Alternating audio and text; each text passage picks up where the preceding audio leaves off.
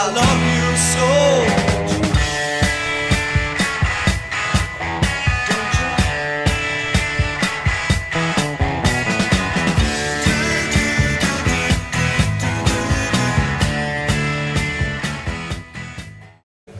Vi kommer ud på gerningsstedet, hvor Preben ligger død.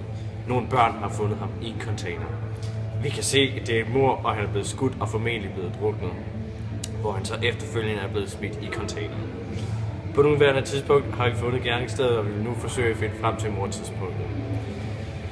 Han er blevet myrdet på Fjellerup Strand, hvilket vi fandt frem til ved et forsøg i laboratoriet. Så for at finde ud af det, så skulle jeg først beregne mængden af etanol, som han havde i kroppen på det tidspunkt, og så skal man finde ud af, at man skal omregne genstande til volumen af etanol osv.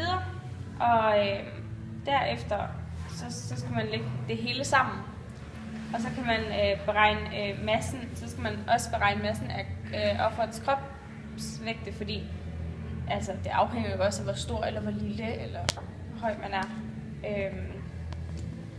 Og der er også forskellige, man skal også gange med forskellige ting, alt afhængig af om det er en mand eller kvinde, man skal obducere. Derefter så kan man så bruge massen af det indtagende mængde etanol i gram og massen af kropsvægten til at finde ud af, hvad alkoholpromillen var. Og derefter så kan man beregne, hvor meget offeret har forbrændt på en time. Og der skal man bruge den normale kropsvægt for at finde ud, og gange med 0,1 gram for at finde ud af, hvad det er, hvor meget han kan forbrænde. Og i Prebens tilfælde, så var han 82 kilo, så han kunne forbrænde 8,2 gram i timen. Derefter så skulle man så dividere eller gange massen af etanol i blodet med den mængde, som han kan forbrænde på en time.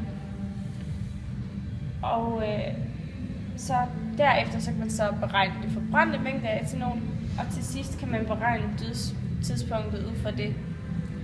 Og til sidst fandt jeg frem til, at Preben han døde 5:30 om morgenen. Så han har ligget der i noget, før han blev fundet.